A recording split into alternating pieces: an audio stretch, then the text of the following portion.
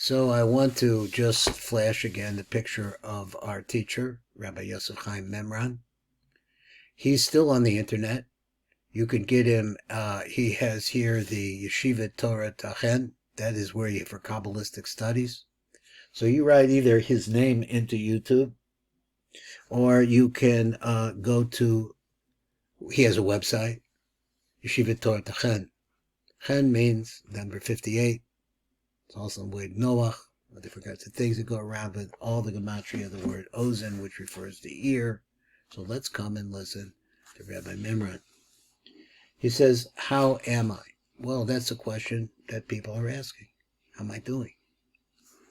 Distance yourself from all who waste their time with only world affairs and distract you, attaching yourself to the Creator.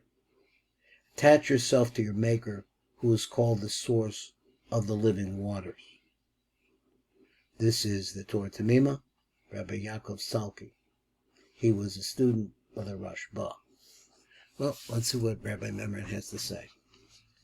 As we will discuss later on, there are various Jewish meditations found in ancient Kabbalistic writings. One such method is based on reaching the level of nothingness, or aim, which we explained. This meditation on nothingness opened the door to prophecy. It can also be used to get in touch with the innermost self. And my thought just really basically here is nothingness is that God is nothing. It's a very interesting idea, is that we have to realize that we're all like holograms in a certain way. We're here, we're alive, we have feelings, we have blood. We are physical, but we don't last. We're going to return to nothing. We appear, we return. He says, this of course raises the question, what is the nature of yourself? Normally, when a person thinks of himself, the first thing he thinks of is of his body. It's almost a reflex action. Ask a person to point to himself, and he will almost inevitably point to his chest. Perhaps if he's more perceptive, he will point to his head, the seat of his brain, seeing the mind as being more representative of the self than the body. The Kabbalists point out that the body is not the self, not the same thing. Since I can speak of my body, the body cannot be me. So that is, I can speak of my body. The body is not me. The body is mine.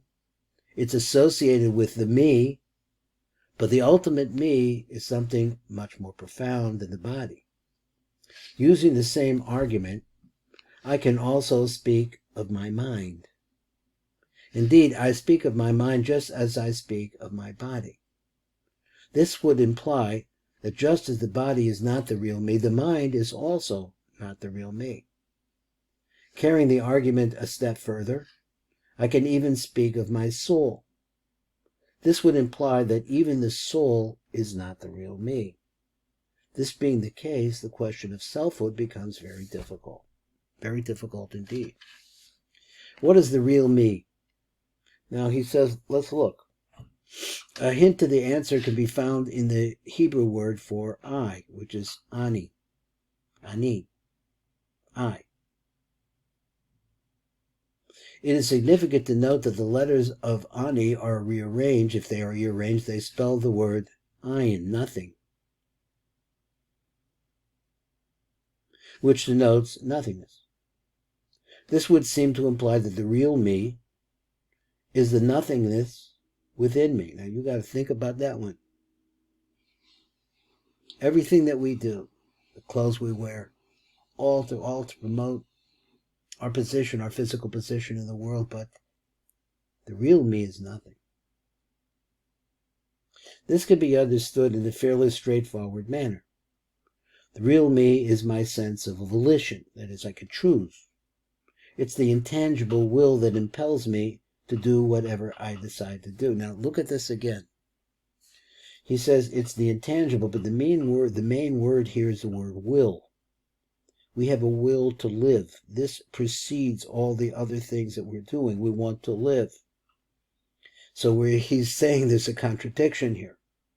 We want to live. That's something which is intangible. The will. It's our direction in life. It was born into us when we were born. It's born into all the animals. And all things. Everything. It has a will to exist at its core. So he says, it is the intangible will that impels me to do whatever I decide to do. Even if I think I must first will myself to think, in that sense, will is even higher than thought. In other words, some element within yourself can decide to stop thinking or think. He says, oh, I keep thinking about the lady who wrote to me that she said that she had obsessive thoughts and wants to see if Rabbi MIMRAN would help her. And I, thinking to myself, this and that, yes, absolutely. Absolutely, that's what he's doing. But it's not something that you get like a pill. You go to the psychiatrist, you get a pill. It's not like that. It is a practice that one has to work on. Me too. That's why this is the third time I'm reading this book, because every single time is different. And I hope to be getting better in my prayers and better understand who's the real me. Go on. I must first will myself to think. In that sense, will is even higher than thought. And that's in Kabbalah, will is called keser, crown, or keter. It is therefore impossible for me to imagine the source of my will. Where does the will come from? That's what he wants to say. And there is no category in my conscious mind into which it will fit. What origins? Talk about origins. Where does everything come from? Therefore, when I try to imagine the source of my will, the real me, all I can depict is nothingness. It's beyond where it comes from. This can also be understood in a deeper manner. If the most basic ingredient of self is will, then this must also be connected to the divine will. Let's take the lady with the obsessive thoughts. There's something behind them. In order to be able to understand that, we have to pierce the obsession of our thoughts. She's not the only lady. She's not the only man. All of us have obsessive thoughts, especially when we're threatened by physical things around us. But he says, in this sense, a person's wills comes from the spark of the divine in the person, that there's something higher. You have to reach that.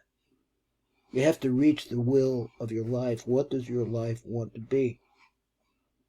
What is the direction? Where did it start? Therefore, when a person visualizes nothingness, he is to some degree in touch with the divine within himself. Wow. This can be understood on the basis of Kabbalistic teachings that the highest spiritual levels can be understood only, get this one, in terms of nothingness.